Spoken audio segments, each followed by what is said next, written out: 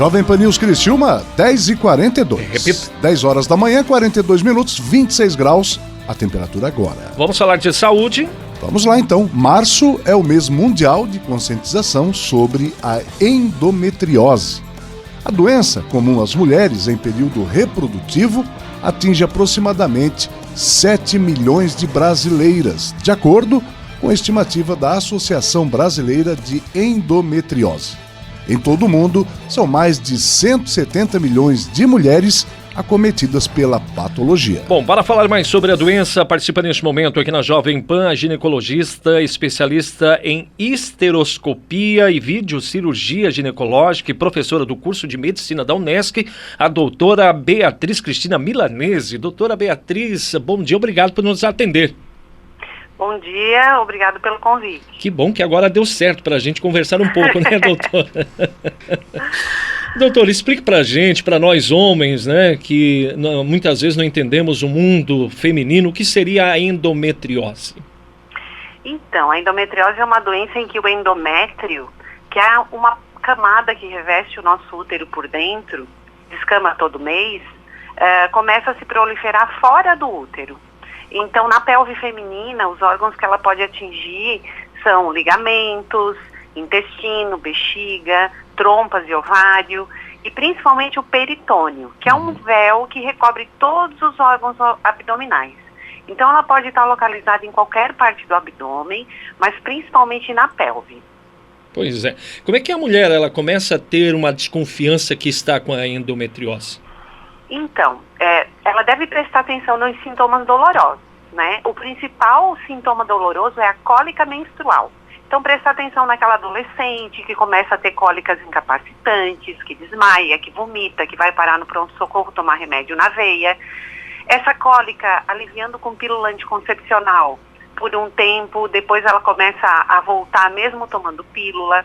A outra dor é a dor na relação sexual, geralmente profunda, e que pode começar a surgir a partir de uma certa idade.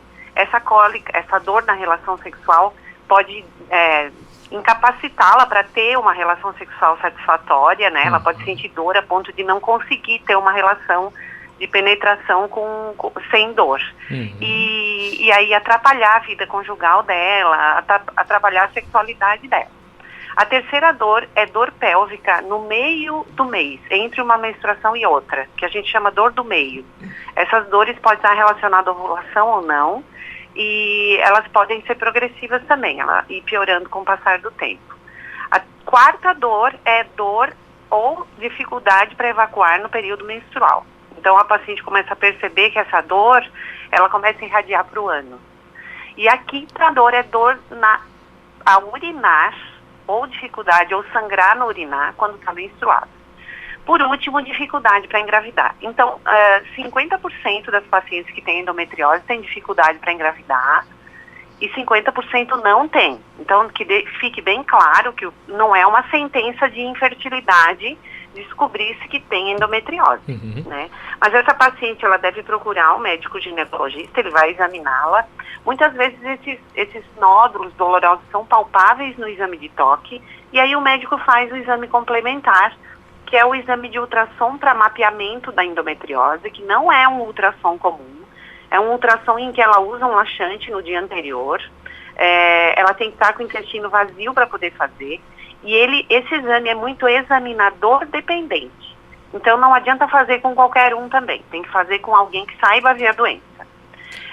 Ressonância magnética também pode ser feita, mas na nossa região não existe superioridade da ressonância magnética com relação ao ultrassom para mapeamento da endometriose.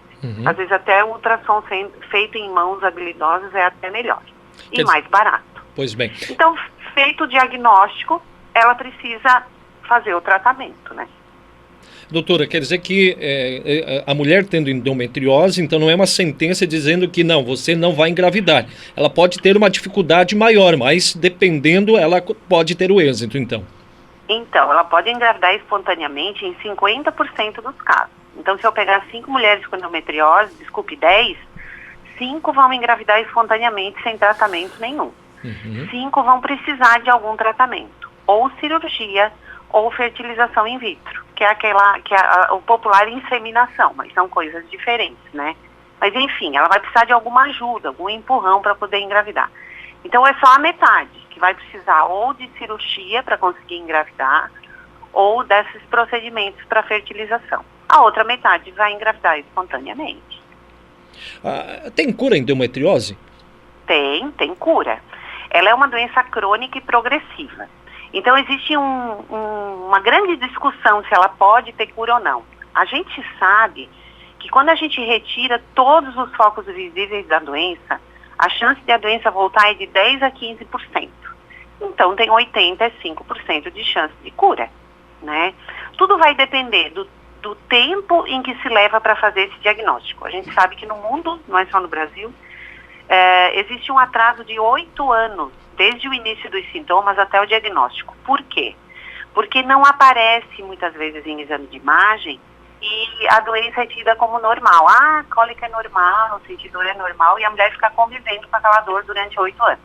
Existem mesmo graus da endometriose ou tipos de endometriose, principalmente a peritoneal, que não aparecem em exame de imagem.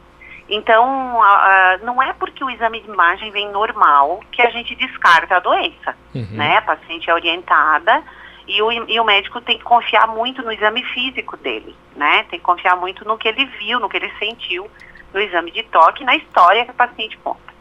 Com relação a ter cura ou não, então depende muito disso, do grau da endometriose no momento do diagnóstico e se a cirurgia foi bem feita ou não.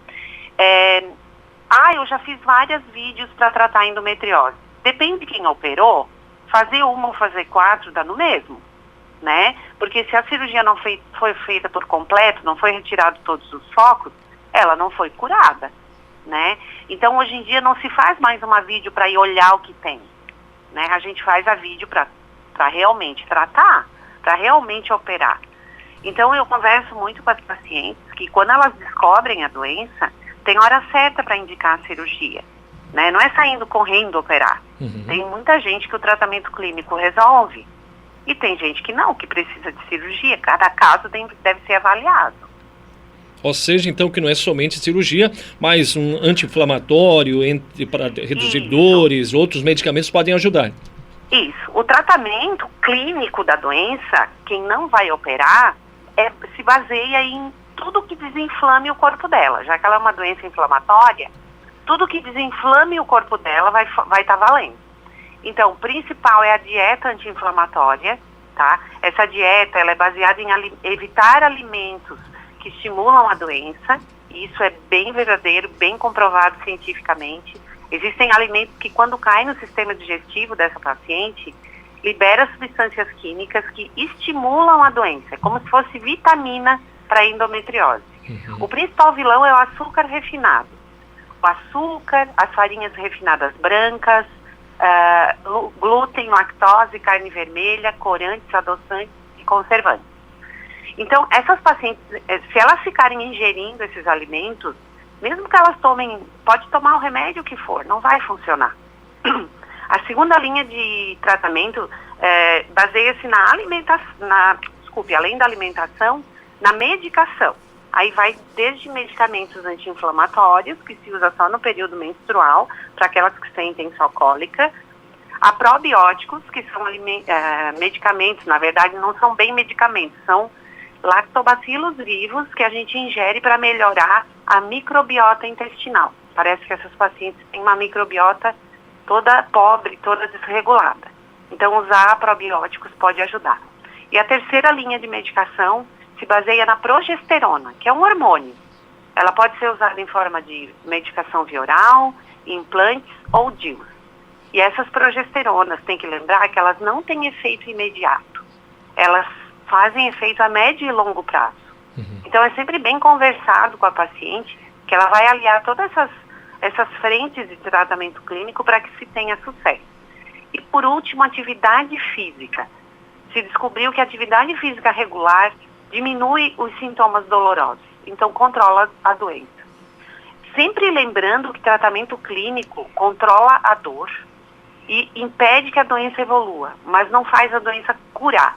Não tem remédio que eu vou usar que vai fazer os focos desaparecerem, né? Eles vão estacionar o seu crescimento e a dor vai ficar controlada, até que a cirurgia seja indicada ou não. Então, o tratamento clínico, ele não é curativo. Ele é utilizado para estabilizar a doença, é utilizado na manutenção também, depois que a paciente opera, para que a doença não volte. E a dieta anti-inflamatória e a atividade física, ela tem que fazer o resto da vida. Estamos conversando com a doutora Beatriz Cristina Milanese. Março é o mês mundial de conscientização sobre a endometriose. Giovanni Miotello. Doutora Beatriz, muito bom dia. Bom dia. Eu pergunto o seguinte, mulheres, né, com este problema da endometriose, elas têm um risco mais elevado de desenvolver algum tipo de câncer? Então, essa é uma pergunta muito frequente e a resposta é não. Né? Não existe uma chance maior dessas pacientes desenvolverem câncer nessas regiões onde os focos estão. Mas vale lembrar que quando a paciente tem endometriose e se alimenta mal, né, porque come muito açúcar, porque come muita farinha refinada, ela tem o que a gente chama de resistência insulínica. Ela aumenta muito a chance de ser diabética. Tá? Então não é a doença que causa esse aumento de prevalência de diabetes, mas sim o tipo de alimentação que ela tem. Né? Outra questão é a obesidade. Né? Daí não tem a ver com endometriose, mas as pacientes obesas que têm endometriose, elas têm mais chance de outros tipos de câncer pela obesidade. Câncer de mama, câncer de endométrio, né? Mas não pela endometriose em si.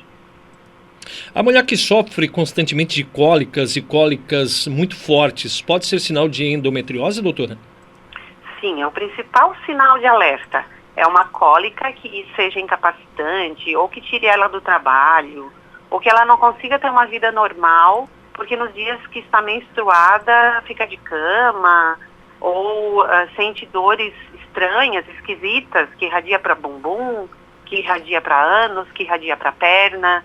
Essas pacientes têm que ficar muito alerta com relação à presença dessa doença. Ainda sobre a doença, algo mais que a senhora queria ressaltar e não tenha perguntado? Eu queria deixar uma mensagem, então, nesse Março Amarelo, que não se subestime a dor. Né? É muito comum na nossa cultura a gente ter a ideia de que sentir dor é normal, que mulher nasceu para sofrer, que ela deve, se ela é boa esposa ou boa mulher, ela vai suportar qualquer tipo de dor, e aí acaba se atrasando muito esse diagnóstico por causa dessa cultura de glamourização da dor, né? Então, preste atenção aos parceiros dessas mulheres, né? Preste atenção ao namorado, o noivo, o marido. Não é normal ela não conseguir ter relação por dor, não é normal ela ficar de cama durante o período menstrual, não é normal ter que adiar algum compromisso porque está com cólica. E não é normal a cólica não aliviar com pílula ou não aliviar com qualquer analgésico comum. Tá bom. Qual é a idade mais propensa para ter uma endometriose, doutora? Ela pode acontecer em qualquer idade, desde a menarca até a puberdade, mas ela é mais prevalente após os 25 anos de idade. E após os 30, 35, ela cresce bastante. Então, quanto mais o avançar da idade, maior é a chance de ter desenvolvido esses focos fora do útero, né? Tá bom. Doutora Beatriz Cristina Milanese, um grande abraço à senhora, obrigado pela gentileza da entrevista. Eu que agradeço e deixar, então, como uma mensagem final que ter dor não é normal. Não é normal conviver com dor.